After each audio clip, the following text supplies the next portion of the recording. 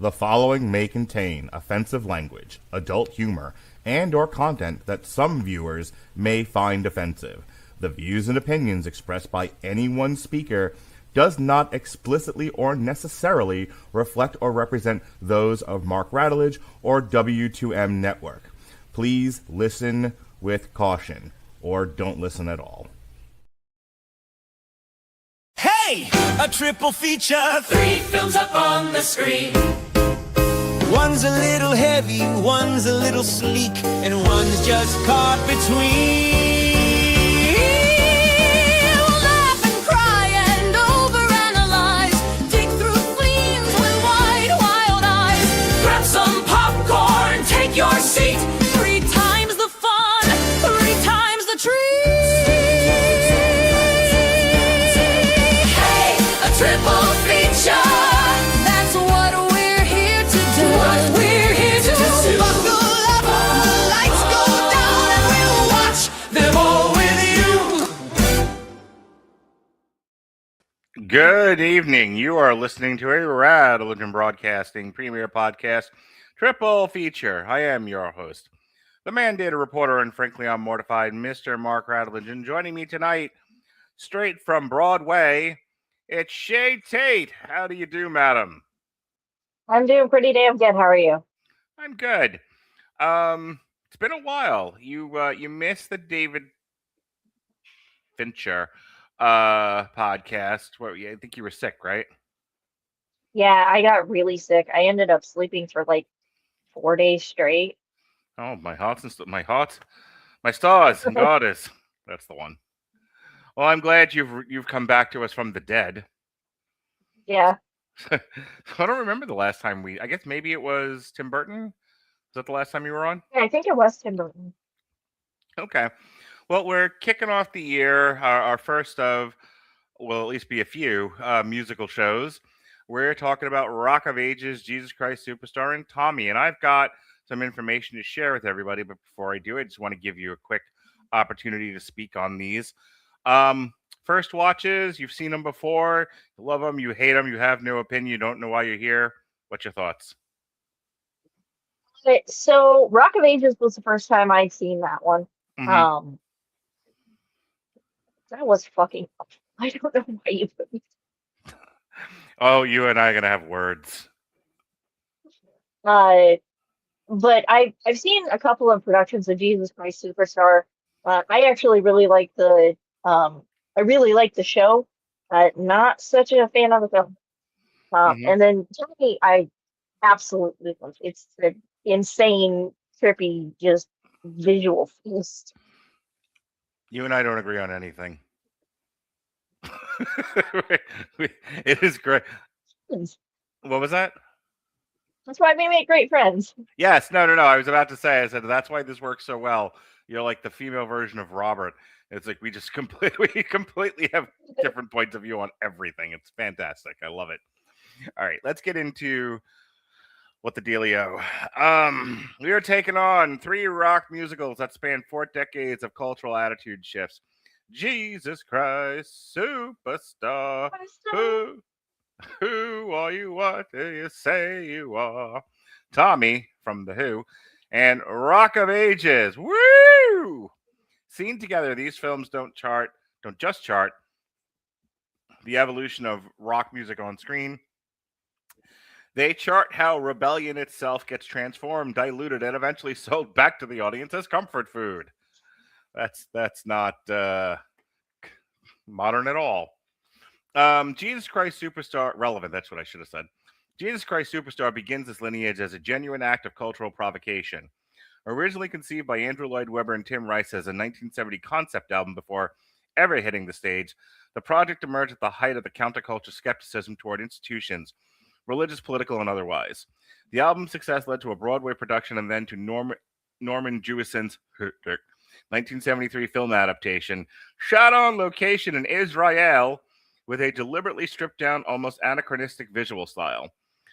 The cast, Ted Neely as Jesus, Carl Anderson as Judas, and Yvonne Elliman as Mary Magdalene, was intentionally youthful and vocally raw, leaning more toward rock performers than traditional musical theater stars. What makes Jesus Christ Superstar endure isn't just its music, but its framing. The story is told largely through Judas's perspective, emphasizing doubt, betrayal, and the terrifying weight of myth-making. Jesus isn't presented as a serene divine figure. He's exhausted, aren't we all? Overwhelmed and increasingly alienated by the expectations placed on him. Thematically, the film interrogates how movements form around charismatic figures and how quickly those figures are consumed by the narratives built around them. Historically, it was controversial on release, criticized by some religious groups and political activists alike, yet that controversy cemented its place as a serious artistic statement. Rock here isn't nostalgia, it's confrontation. Tommy, can you hear me? Released 2 years later and directed by Ken Russell, takes the confrontation and pushes it into outright sensory overload. You ain't kidding, Jack. Based on The Who's 1969 rock opera album, Tommy was already a landmark in proving that rock music could sustain a full narrative arc. Russell's 1975 adaptation amplifies everything: the symbolism, the volume, the surrealism, and the discomfort. Roger Daltrey stars as Tommy Walker, the deaf, dumb, and blind boy whose trauma leaves him disconnected from the world, while the supporting cast reads like a Hall of Fame lineup. Anne Margaret, Oliver Reed, Eric Clapton, Tina Turner, Elton John, and Jack Nicholson, each embodying grotesque, exaggerated avatars of authority, temptation, and exploitation. From a production standpoint, Tommy is aggressive and unapologetically abrasive. Russell treats the material like a fever dream, using extreme imagery, garish production design, and relentless musical momentum.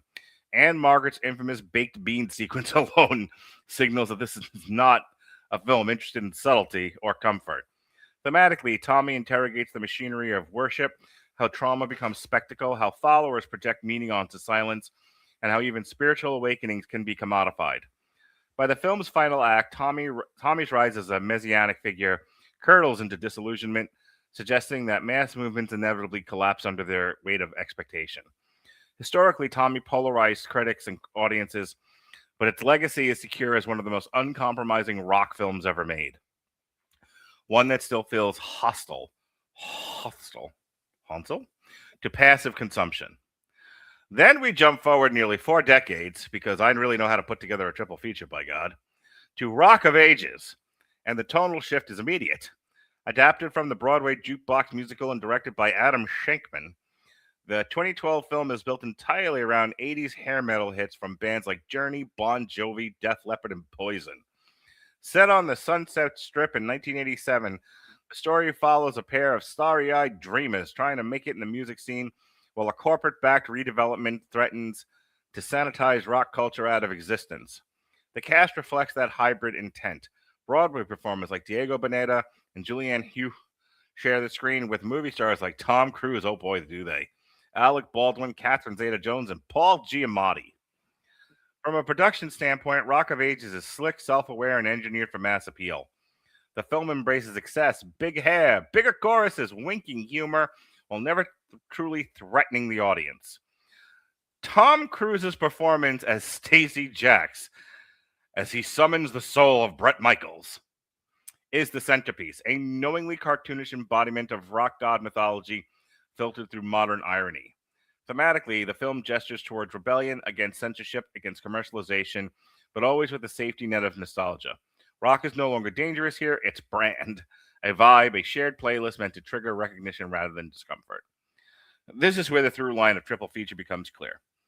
Jesus Christ Superstar uses rock to interrogate belief and power in real time, asking uncomfortable questions about leadership, faith, and sacrifice. Tommy turns that interrogation inward, exploring how trauma, celebrity, and worship intertwine and how movements eat their own profits. Rock of Ages, by contrast, arrives after the battle is already over. It treats rock rebellion as historical artifact, something to be reenacted rather than lived, sold as a communal sing-along rather than a challenge to authority. Taken together, these films map the journey of rock music from insurgent force to institutional product. They show how counterculture becomes canon, how outrage becomes aesthetic, and how rebellion, once capable of destabilizing belief systems, eventually gets packaged as entertainment. Tonight's discussion isn't just about which movie works best or which soundtrack hits hardest.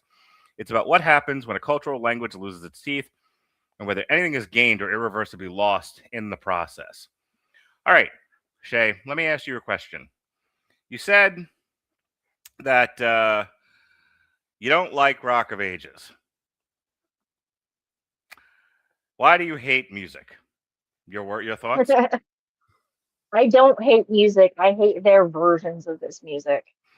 All I right, let me love all of the songs that are in this. I just do not like how they did. Okay, so that was what I was going to ask you next. Now that I was done being silly, um, because this is Journey, Foreigner, Def Leppard, Bon Jovi, as was said before.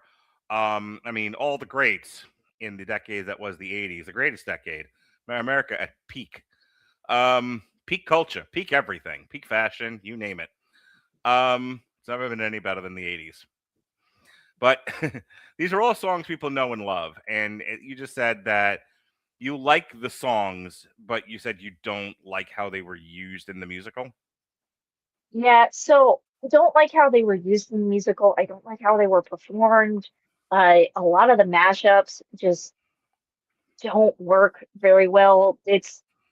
There's so many elements of this musical that just seems rammed in for the sake of a reference. Um, and the entire thing is that it's that god awful early 2000s to 2010s comedy style, and it more annoys me than You're gonna have to anything tell me what you else. mean by that because there's a lot of things about Rock of Ages that I found wildly entertaining. Its attempt at comedy was not one of them. I did not find anything funny about this. Yeah, there was a grand total of nothing about this movie. Even though they tried very fucking hard. Hmm. Um, it just the entire thing seemed like it was some boomer from the Midwest decided that he liked rock and roll and shoved a bunch of shit into a blender and was like, let's put Russell Brand in it because kids. I also don't know why Russell Brand was ever in anything. Okay, let me give you my take on Rock of Ages. First, shocker, I really liked this, but I think I liked it because of its mass appeal, popularity, and simplicity. I like the fact. I mean, Robert always gets on me because I will most often uh, giggle at the jingling keys, and I think it's a little unfair to me. There are times I bat them away, and there are times that I do. It kind of depends on what kind of jingling keys there are and what kind of mood I'm in. This was a situation where I think this cast, beginning with Tom Cruise, is fucking awesome. Like the lead kid and the lead gal look like they didn't get they weren't casted for Legally Blonde, but their agents were like, "But we can get you Rock of Ages." How does that sound? They Yeah, they definitely seem like the not ready for the movie screen players, but are just fine on stage. yeah, they were definitely like rock kid Lego bricks. Yeah, but Tom Cruise, I'm going to ask you in a few minutes your thoughts on Tom Cruise. I suspect they're the exact opposite of mine. But I love Tom Cruise. I think he's fantastic. I don't always love everything that he's in. He's been in some turkeys. But him kind of playing this obtuse version of Bret Michaels, and I'm sure people are going to yell and scream if they've ever, like there are other people he's closer to in this. But between the hat and the leather, that's all I could see was Bret Michaels from Poison.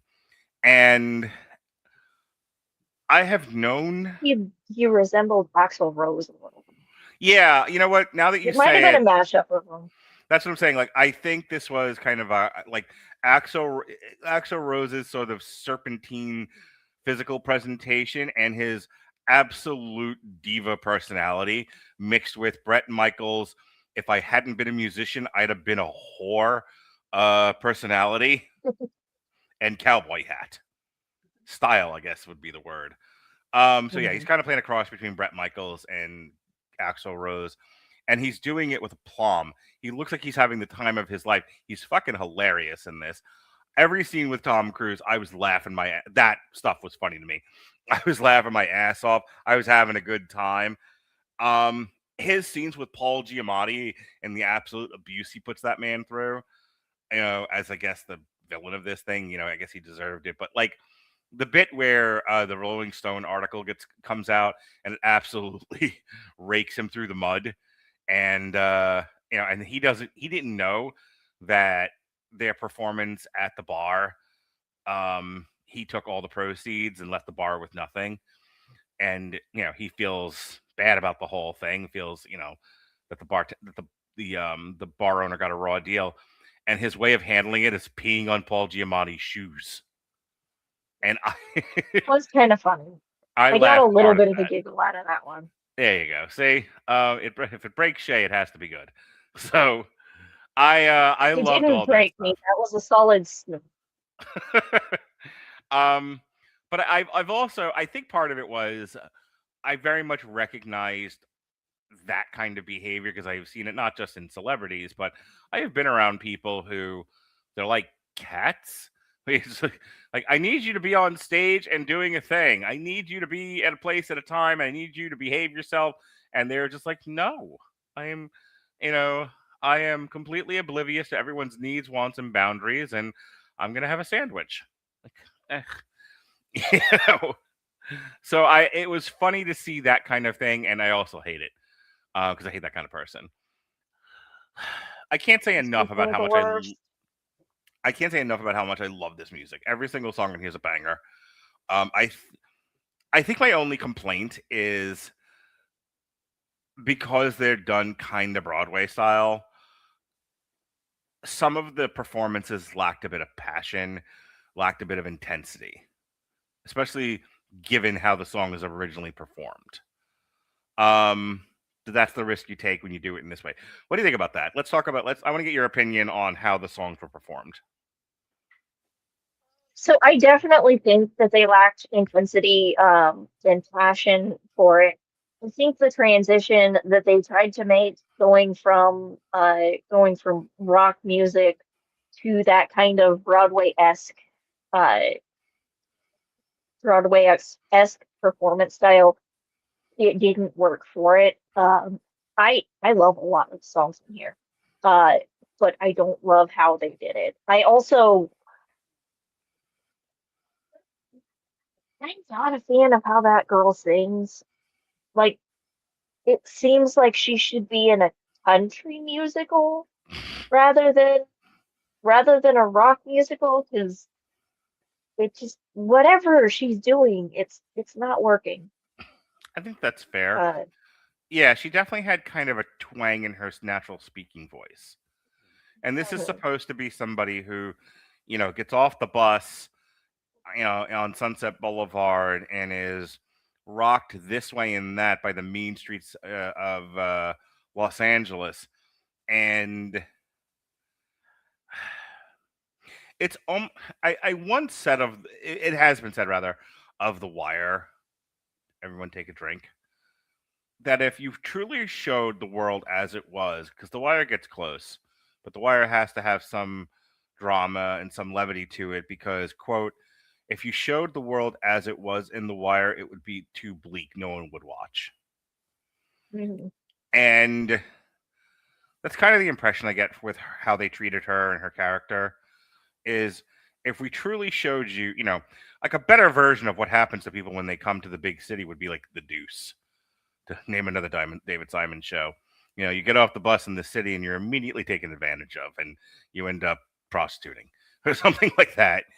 Here, this is such a sanitized version of that heartbreaking story of people who, leave their Midwest home, come to the big city and get abused because this is supposed to be like a pop culture mainstream feel good story. So I think Yeah. she's a reflection of what the audience will be willing to buy. I would agree with you. I don't think she's the best performer. Yeah, and I'm not a huge fan of the sanitization of this particular story. Hmm. Some places it works, but You this want one it you just want more I bleakness. wanted it to You be a wanted them to little. be, I was like, you want more bleakness. You wanted them to be shooting heroin in a horse barn. Well, I at least wanted it to be a little more aesthetically dirty. Like I wanted there to be at least a difference between the massive rock star and this dingy little hole. And it just this bar felt like it felt like a set piece. Hmm. It didn't feel like it was an actual bar. I said recently when this will make a lot of sense because you haven't seen it, but one of my complaints about the Smashing Machine was at the time that they're documenting the fights that happen in the Smashing Machine, they were having them in a Japanese stadium. But in the movie, everything looks like they filmed it in a closet. Yeah. Like Um, it's everything is very obviously a soundstage and it's claustrophobic and not really in a good way. hmm Okay, what did you think of the male lead? Um, he didn't bother me nearly as much as she did, and I think I will tell you this: you're reacting to like they sanitized up her story. I think they rushed his. Like, I rushed the shit out of his. there's entire beats of his humiliation and rebirth that completely in the service of other stuff in the movie. Like, this is over 2 hours long, and okay, so some of that you can, it has to be the performances, but I'll tell you, they shortchanged a couple of different stories because there's way too much going on in this thing. Like, there's Yeah. not a like you spend a lot of time with Catherine Zeta-Jones and to a lesser extent Bryan Cranston, but they don't really do anything with those scenes to further the plot along. Yeah, they don't I do feel like a bunch of stuff got cut, which is fairly normal with a musical movie that's been adapted uh from an actual Broadway show. Because Broadway shows are 4 hours long with an intermission. True. And I didn't look up how long this actually was, but it feels like they cut down a 4 hour musical into 2 hours. Was it two or two and a half? It was a It's about really It was over 2 hours for sure because I was trying to plot out when I was going to watch these to be ready for the show, and I did it was kind of like I looked at Rock of Ages and I was like, over 2 hours, who has this kind of time?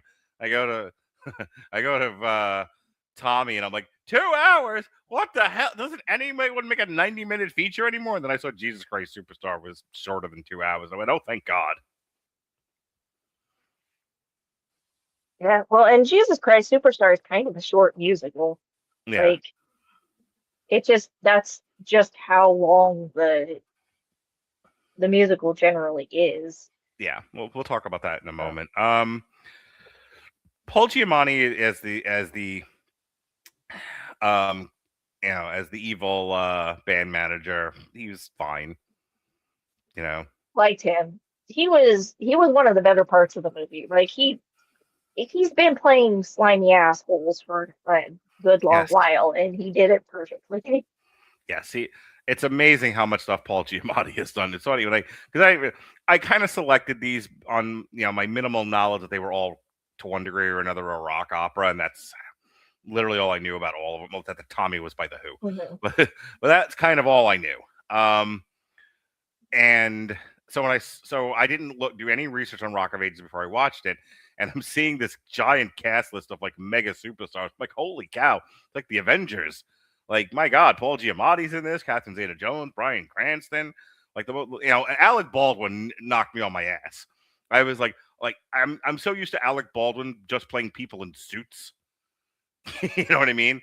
Like have you ever seen the? I always got to be careful when I ask you these questions. Have you ever seen the movie Glengarry Glen Ross? No, I haven't. Are you aware of the coffee is for closers speech? Oops. Yeah, because I can't imagine I am aware of it. I can't imagine you've known Dorian all this time and he's never either referenced it or just blurted out mid conversation. There are a lot of things that I can quote that I've never seen. Yeah. the bit other than the coffee is for closers, which is a line Alec Baldwin says in Mhm. Glenn Ross, is I can't remember the actor's name, but he goes, "Hey, what's your name?" So the setup is that Glenn Ross, I believe they're the Jack Lemmon and a bunch of other actors. They are real estate salesmen, and they're not doing well, and I think that they're some sort of salesman. I don't remember if it's real estate or not, but the company sends Alec Baldwin to kind of give him a motivational speech because Alec Baldwin is very successful, and he comes in and Mhm. abuses all these guys verbally. And so and so like Jack Lemmon goes to get coffee, and that's how it starts. He was like, "Put the coffee down. The coffee is for closers." And the other next guy, well, "What's your name? Who are you? What's your name? Fuck you. That's my name. I have said that many a time." And proceeds to go tear these guys a new asshole. So I'm used to Alec Baldwin from like uh, 30 Rock or Glenn Ross, stuff like that. So to see him as like kind of an irritable bar owner was kind of a treat. It's interesting to see him with long hair. Yeah, he definitely did well, and he very much exemplified that old guy that used to rock Hmm. kind of attitude. Um, 'Cause Somebody has a to be lot an of my adult in the dad's friends room. are like that. Yeah, Huh? he very much has like his character is the reluctant adult. Yeah, he doesn't want to be, but shit needs to happen. So Yes. I guess he's gonna be. Um, I think you're right. I think it has too pristine a look to it. It has a very candy coated aesthetic. Like I've been to Sunset Boulevard. That ain't Sunset Boulevard. There wasn't nearly enough strip clubs. First of all, like like his club is basically supposed to be the Viper Room. Um, and I've been to the Viper Room. That ain't the Viper Room. Like there there needed to be a faint smell of piss and blood in the air. There was a severe lack of Bar reminded me of cocaine. the VFW. Yeah, that bar reminded me of the VFW in my hometown. Like, What is this, a Moose Lodge? What are we doing here? Um, but yeah, I don't. I was not in love with the set design of this movie. yeah, the set design just it was this entire movie oozes early 2000s bad choices.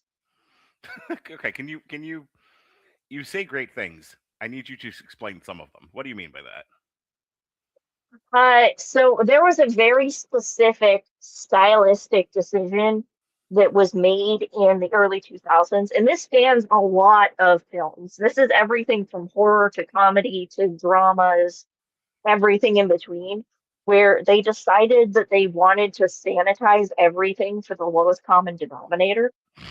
Hmm. Um, which means that we get very clean, very uninteresting sets.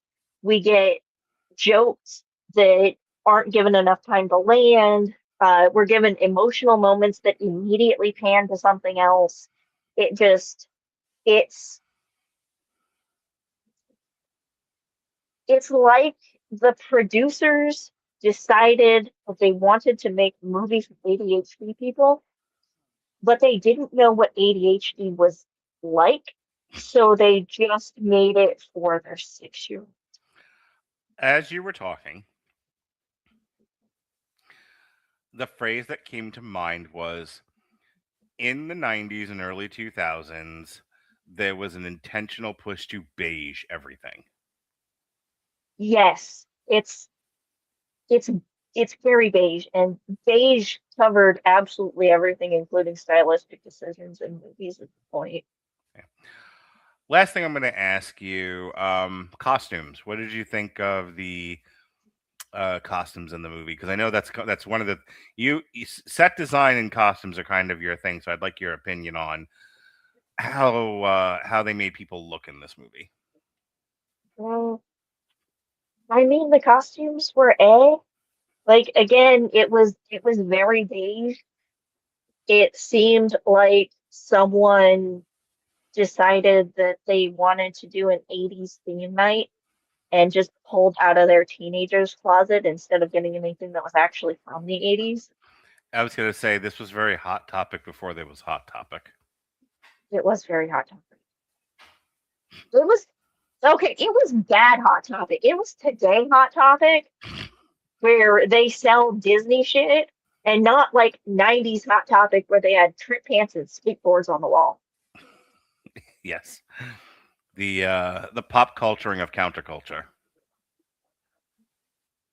All right. I feel like we've said all that needs to be said about Rock of Ages. Do you want to move on? But I would like to add one more thing. By all means. So my favorite part of this movie was during the middle of "We Built This City."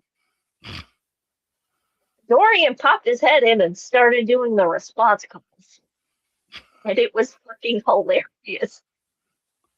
What is the number they do in the church? It's Catherine Zeta-Jones' big number.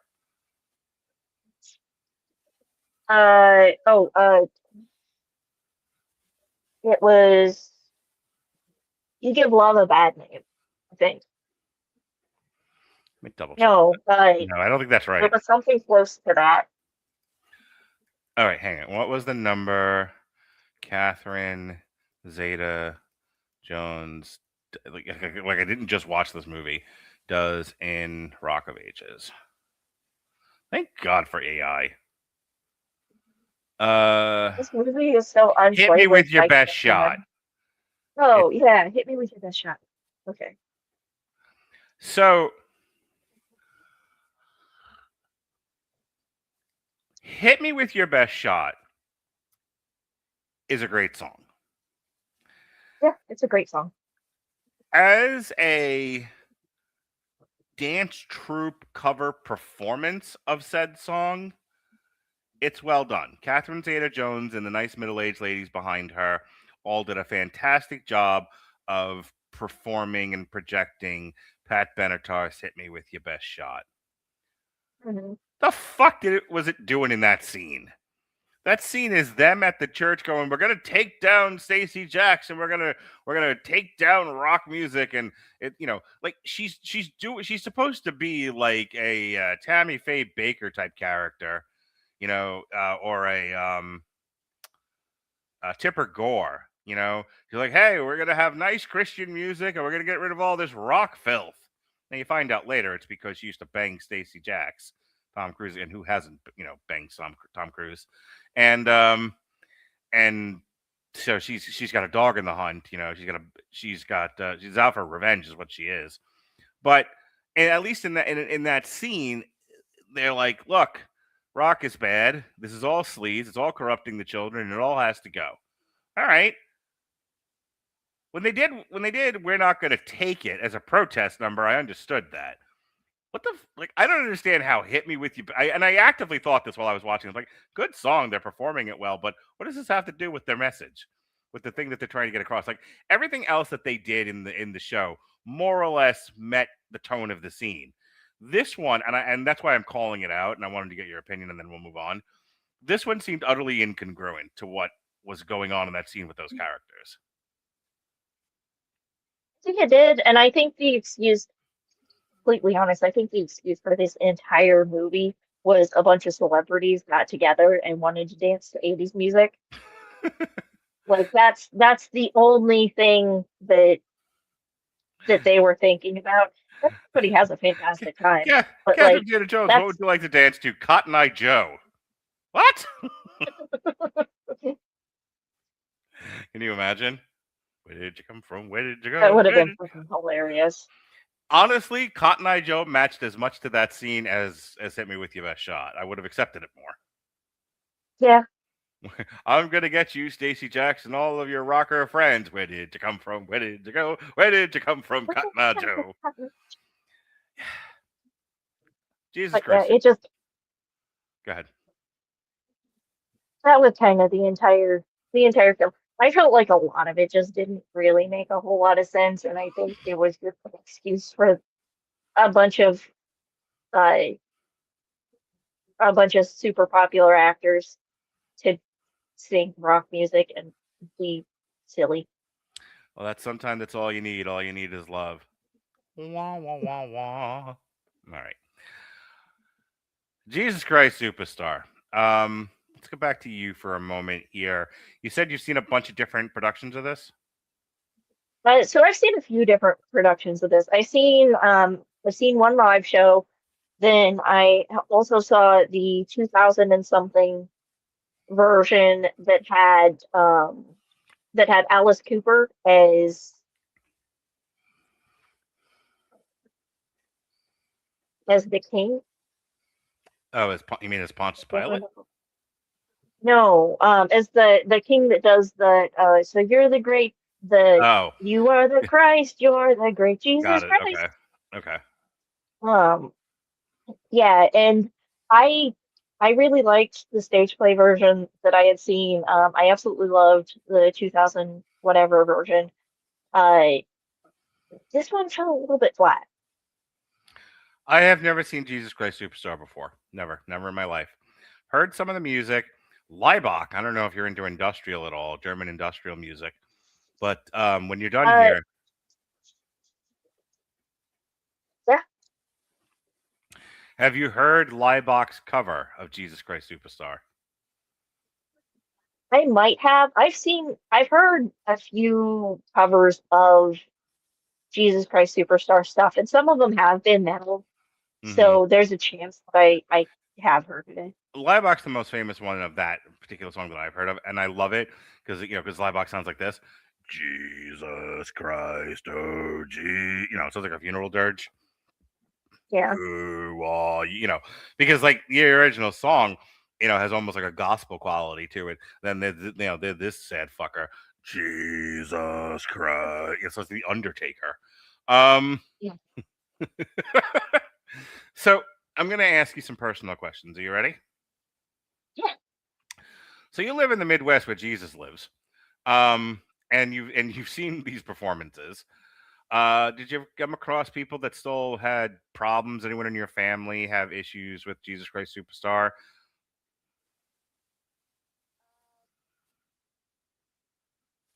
People in my family don't know what a musical is. Very few of them have seen Jesus Superstar. How would they have reacted had you said, "I would like to show you some culture now"? Uh, I mean, so my dad's the family's very country, um, and not particularly serious about religion. I Okay. actually grew up atheist, so I don't know jack shit about Christianity. Um, Why did anyone let you but live? Why did anyone leave you in the Midwest? That's not where you belong. no, it's definitely not where I belong. I'm trying to get out. I'm trying so hard, man. Did someone leave you in a basket somewhere in Missouri with a note that said, "Take care of my baby"? You belong in like Chicago No, or but as some soon as shit. my sister and I graduated, they fucking ditched. They're Yeah. in Florida. Nice. Okay. Well, that explains why you come here periodically. Okay. Yeah. So there were no fun Jesus Christ Superstar stories with Christians still shaking their fist at this thing that you're aware of. It's fine. Yeah, Um, not that I'm aware of. no, I grew up in New York. We're all Satanists up there, so this is fine. Nobody gave a shit.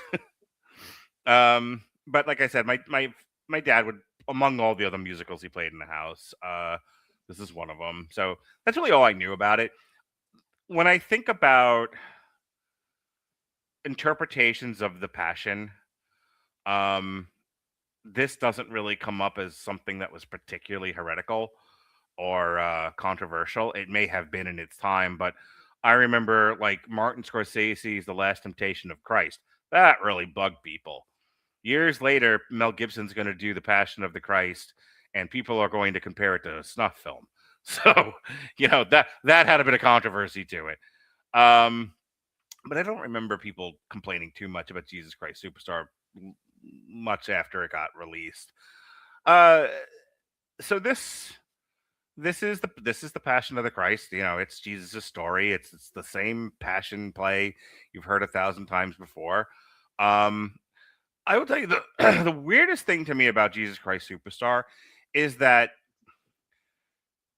it's playing with modernity, and modernity and at this time was the 70s. It's Mhm. playing with modernity while also trying to be a period piece. It's weird, Shay. It doesn't know it doesn't know what it His wants to be. Um it doesn't know, if it wants to be, people in 70s outfits doing 2000-year-old history or not. And it seemed to be doing both at the same time, and that's weird, Shay. Was that done purposefully?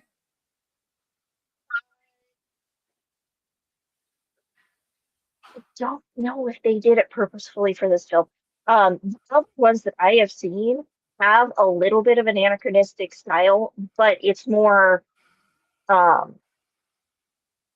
it's more of that ancient time through the stylistic choices of of the modern times. Like the 2000 something one, um, most of the most of the costumes are still that ancient style, but it's got a little bit of this like diesel punk up in the edges of the up in the edges of the sets.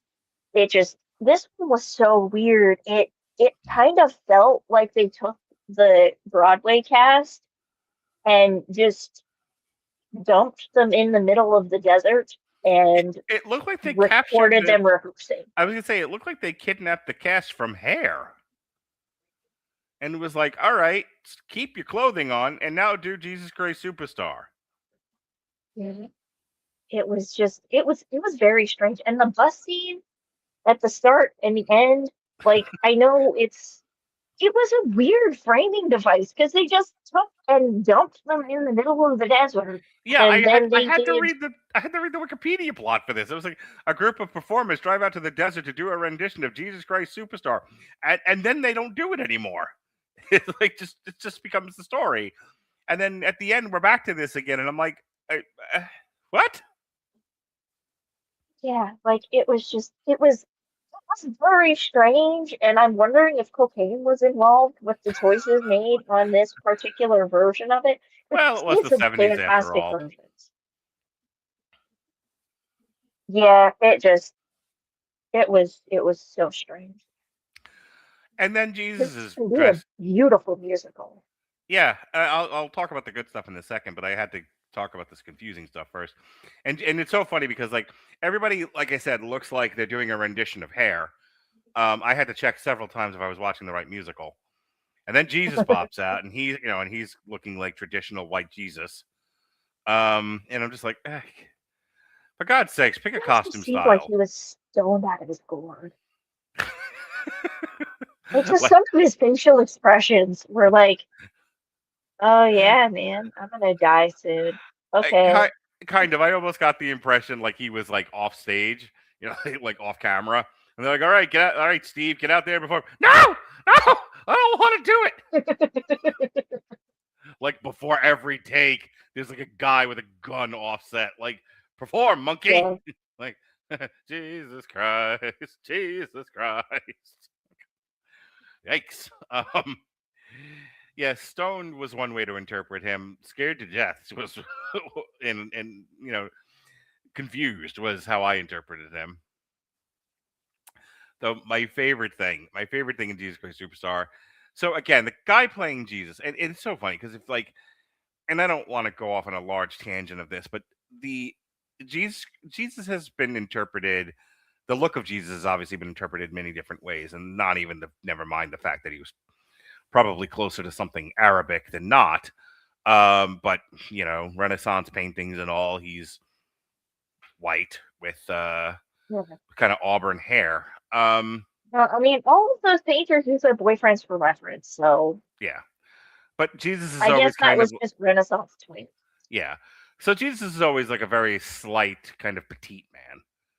Um, you know, it, you don't really hear that Jesus looked like fucking Dave Batista or anything like that.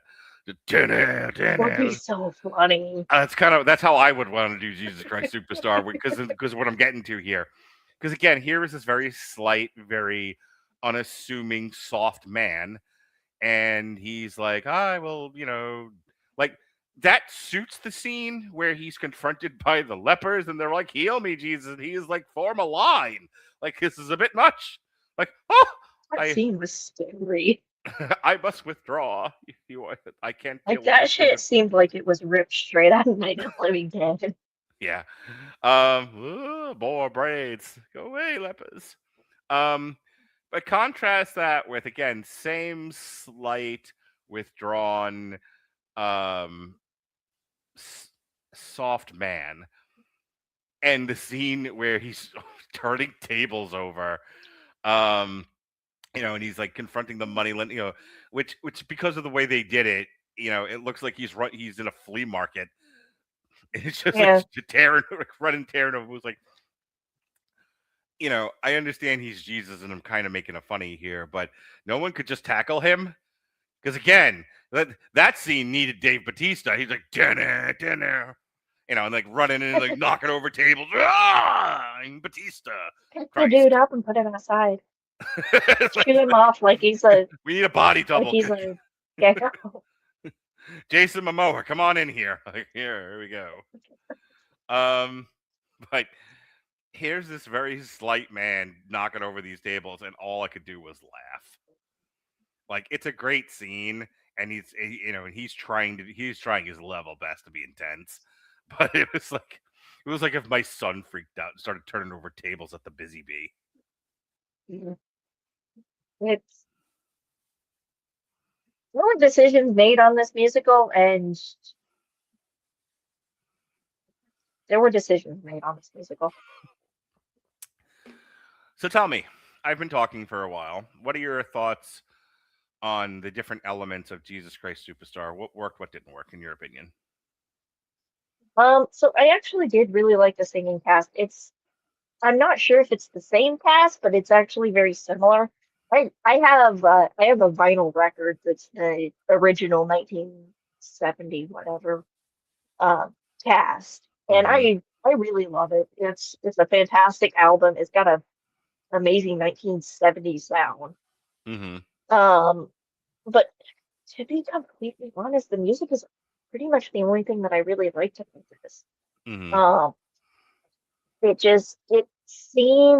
like seemed like they weren't really trying with this one. Like Like it aesthetically and like legit, production wise, it seemed cheap to you.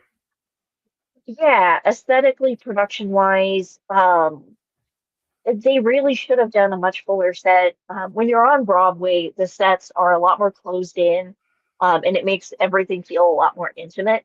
But Mhm. putting them out in these massive deserts with almost nothing else, it doesn't give it really scope or make it seem like anything is grand. It just kind of makes it feel empty, Mhm. and it was very strange. And the emptiness of the sets kind of leaked into the character interactions, because I know characters interact in this, but it doesn't feel like they interact in this. Like it feels like a bunch of music videos chopped up and then shoved back together into some kind of weird 2 hour promotional video for this musical. And it is so strange and very disjointed, and it kind of weirded me out a little bit because that is it's not what I've seen from the stage play. Let me ask you a question.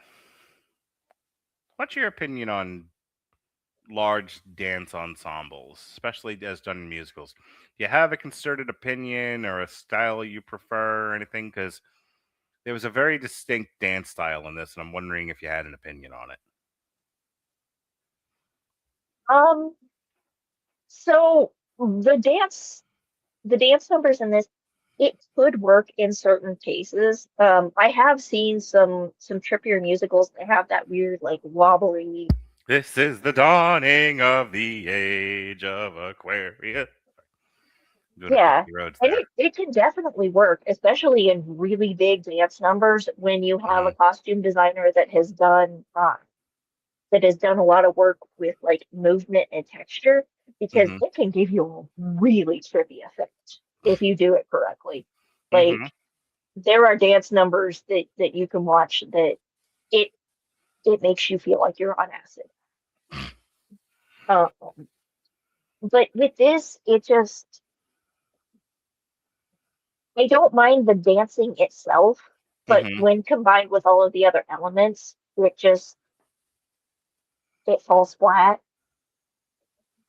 Like it just if Rock of Ages was beige, this movie is very solidly gray. I don't know if I agree with that. I think I agree in spirit. I don't know if I would call it gray.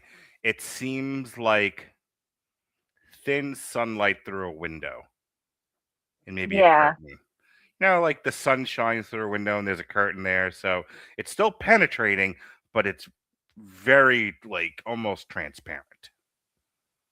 That's kind of how Okay. this feels to me. Like it feels like light sunlight.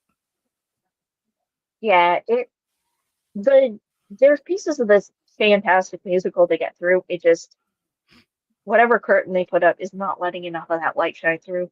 Yeah, subdued, I guess would be the word. So I will close with my final thoughts on Jesus Christ Superstar. Um, One, you've seen one passion play, you've kind of seen them all, and you know at that point, I'm just kind of trying to find something to latch on to. And I like the songs. Some of the musical numbers go on a little too long. Like there's a lot of like very long dance breaks in these things.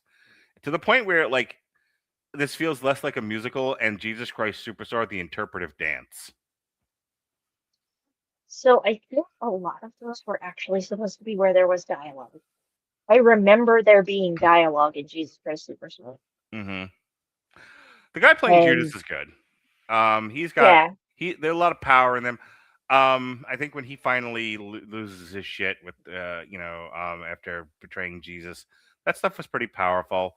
It's good. The the costumes on like the Jewish moneylenders, I think they were with the weird hats. They all look like they were wearing like kind of gay BDSM stuff. I was like, I don't odd costume choice, and I almost hesitated to criticize it because I'm wondering if it's always that dumb and gaudy looking. And it's like, oh, that's what it's supposed to be. They always make the Jews look like that. Okay, I still like it's like when somebody tries to do so, an impression of Star Trek and like well, we have to make the aliens weird looking. so they do always have more ostentatious outfits and stuff like that, and a lot of Hmm. that. If you get the right designers, they will take elements from history and Instead place of it into instead the of David Lynch's guy, yeah, whatever the fuck is is that is that actually David Lynch's guy? Because I don't know. I'm fucking making a joke. okay. But yeah, if you do have the right designer, there is a difference between the moneylenders and the rest of the group. Hmm.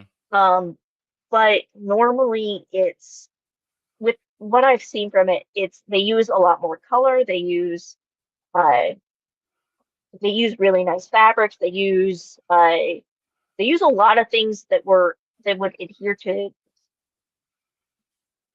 Pistentiary laws Hmm. time. So in way back fucking when, they used to have laws on what you could and could not wear based on your profession. And it was literally illegal for you to wear something like from a class above you. Okay. But yeah, it's the money lenders in this were all of the choices in this were just choices. All right. Anything else They about were Jesus Christ choices. Superstar before we move on? Not really. All right. Let's talk about Tommy. This is like your favorite of the three, isn't it? This is my favorite three. Right. So Tommy, as you may have heard, is deaf, dumb, and blind, but he sure plays a mean pinball. Your thoughts? This is so fucking weird. Not since I've seen Pink Floyd The Wall have I just been annoyed while watching a movie of like this type. This is like when my son asked me what I was doing this week tonight, and I said I was doing Rock of Ages, Jesus Christ Superstar, and Tommy was like, "Well, I don't know what any of those words mean. Tell me, explain it to me." I'm like, "Well, they're all musicals." And then he started to walk away, and I said, "Come back, don't catch and cradle me. Come back, I'm here for you." And I said, "Explain more of this to me." And so I told him, I told him about Tommy, and he was just like, "Oh, the British have rock and roll." That was his reaction. I was like, "Yes, there was like a whole British invasion of rock and roll that came to America, and we adopted it and named it George." And he was like, "Oh, okay, that's where the Who came from." But like as much as I like the Who, Bob O'Reilly and all of that, you could. I compared it to like I wanted to do Tommy for this, but I could have just as easily paired it with Pink Floyd's The Wall and just done like Yeah. 3 acid rock musicals and been very specific. Because again, it's boy in the 70s. Let's do drugs and taste color. That's what we're gonna do. And that's Yeah. kind of my impression of Tommy. Your thoughts? I mean, you're definitely not wrong. And honestly, that's part of why I love this movie. It is a very strange, overstimulating, drug-fueled, just fucking weird movie. And a lot of the time, those kinds of movies can click something in my brain, and my brain shuts down, and I look at the pretty colors and listen to the pretty sounds, and it just, it's honestly, it's kind of relaxing to me. Mm. Uh, because I don't generally think about the plot for Tommy, but I remember the scenes very well, Yeah. and I love it. And it's so incredibly 70s with the color and the texture and the insane amount of saturation, and it's got some fantastic music in it, and I love it, and it's so Tommy reminded me I should not watch movies after 10 o'clock. yeah. About halfway through this, I was having a hard time staying awake. Wow. And I think my thing with Tommy is, yes, I understand there's a narrative here, there's some degree of a plot, but for the most part, it's let's watch this poor disabled boy get tortured for 2 hours with really weird imagery. That was kind of my takeaway from Tommy. I told you I was going to have the least amount to say about this. So, boy, Yeah. if you're like, why do I come on this podcast and he doesn't let me talk? Now's the time because I have almost nothing to add. Like I can ask you questions, but like to me, the big selling point here is to listen to some of the Who's music. But even like some of the stuff that's not the Who, or some of the stuff that's like not a traditional Who song, it seemed very repetitious to me. They kept doing the same things over and over and over again throughout this. And like, I'm remembering a conversation I had with Robert not that long ago where your movie can't just be a collection of themes and that's it. And Yeah. I think Tommy is image, like, there's a lot of independent elements to Tommy that work really well. The music is mostly good, the imagery is very unique. And the themes, I think, are very resonant. As a whole, it is not a pleasurable experience for me. It's a very strange experience. Um, I think I like the weird discordance of Tommy because when I was like 12, my brother introduced me to Monty Python, and it seems very much like a skit show that would show up in Monty Python, It is definitely very British, but yes. more serious. Yeah. Um, and that's some of what I really love about it. I can definitely understand how this is not everybody's musical. This is a fucking weird musical. It made me long for Wicked. Oh, yeah, it's the plot is very hard to grasp. I am honestly surprised that they bothered to make a plot for that, because to be completely honest, if it was just the visuals and the Who music, I'm sure it would have done just as well. I would rather watch Cats again. The movie. The CG.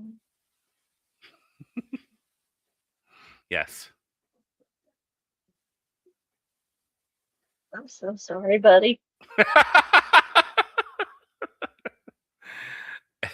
They can't all be singers, as Les Claypool once told us. All right, I'm gonna give you the final word here on Tommy. If you were to sell somebody who likes musicals, on this, you're like, okay, well, if you like musicals, then here's why you should watch Tommy. What would you tell them?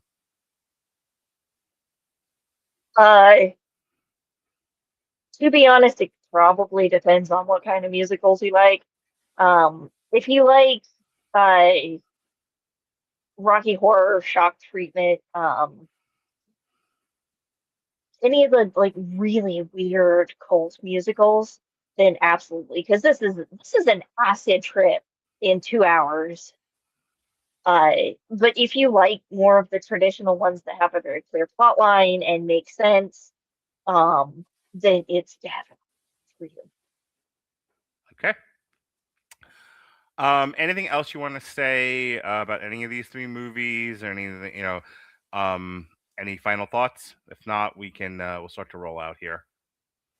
No, I think I'm good. I think we covered everything. All right.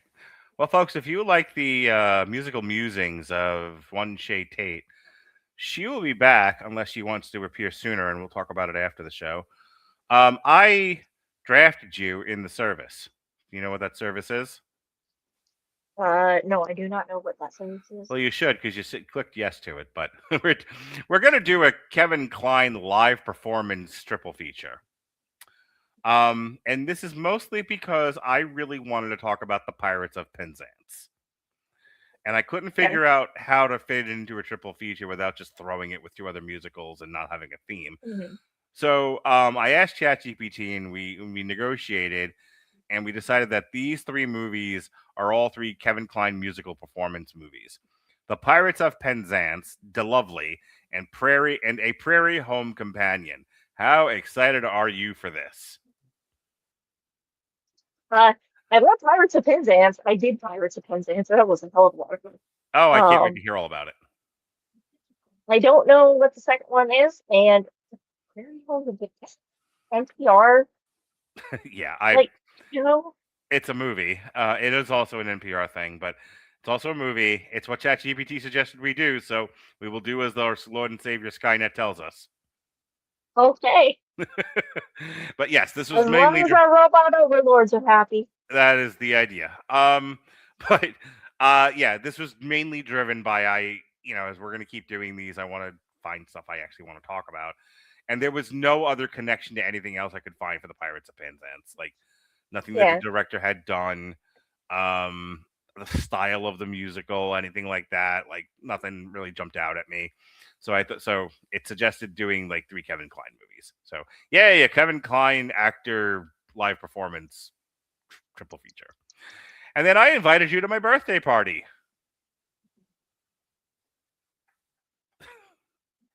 Why has it been a freaking trip? Is that not my calendar at this point? I got none of that. What'd you say? I need to consult my calendar. Well, my birthday party, dear heart, is June 4th, and we will be doing a long road to ruin for Grease and Grease 2. Oh, okay. Yeah, you told me about that one. Yep. I just keep forgetting about it. It's okay.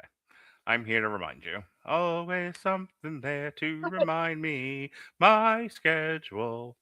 All right. So yes, those are the next two that are on the schedule. We can talk if you want to add more or not. But yes, we're gonna do the Pirates of Penzance, and then 2 others, and then Grease and Grease 2, which I'm very excited about. I can't wait for my birthday. I'm going to turn 50 years old, and I can't wait just so I can torture everyone with Grease 2. You never know. I may fucking love this movie. Have you ever I seen love Grease? Son of the Mask, so Fair. You're a strange duck, Chae Tate. Have you ever seen Grease 2? I have not seen Grease 2. I've seen Grease 1. You're in for a fucking treat, let me tell you. Is this a trip movie? Should I be drunk when I'm watching this? You should absolutely be doing something besides just straight watching the movie. I'll tell you that right now. All right. Okay. So that's where Chae will end up. It's coming on next, unless she decides to take on some other podcast. This past week, myself and Jesse Starcher did a compare and contrast of The War of the Roses, the 89 movie with the 2025 iteration. On Monday, myself and Robert Winfrey reviewed 28 Years Later, The Bone Temple. Alexis did a review of Welcome to Derry. There was no podcast yesterday. Tomorrow, allegedly, I will be doing a podcast with Kathleen and Mick by Mick's request. Mick told a story on the Metal Hammer of Doom a month or so ago about how she did impact play at a sex club somewhere in Missouri. And I asked her a bunch of questions because I am now a kink community tour guide and information person. So I asked her a whole bunch of questions. She was like, "Do you just want to do an entire podcast dedicated to kink?" And I went, what?" And so I was hornswoggled into hosting this thing. And then Kat found out about it, and now she's a part of it. And I think my girlfriend wants to come on. So tomorrow night I will be drunk. That's what I'll be. And and women will talk about kink, and we will all go to hell. Sunday, there is no podcast because I am being dragged to a concert. But Monday on the Damn You Hollywood, myself, Jason, good to his mother, and Robert will be reviewing the new Chris Pratt movie, Mercy. Wednesday instead of Sunday. Sessions is back. We are going to create an AI version of a podcast compressed into a song. We're going to take our review of Too Old to Die Young from way back when, one of my favorites, and we're going to set it to an inspiration of Only the Good Die Young by Billy Joel. And then we close out January with our final triple feature of the month. This one was pitched by Kat. We're going to be doing yet another John Water focus. A few years ago for Pride Month, we did the Trash Trilogy. Now we're going to look at some of his independent work here. We're going to look at Polyester, Hairspray, and Cry Baby. And that is all for January. Chae Tate, show us where you pissed from. I am Chae Tate at TateFX. I don't really have anything going on at the moment. I am mostly trying to get my ass to Pittsburgh so that I can go to the Tom Savini School of Makeup Arts. But yeah, that's really okay. There's not much happening here. All right. Chae Tate, always a lovely time. I enjoy talking to you. This has been Triple Feature. I'm Mark Radulich. Be well, be safe, and behave.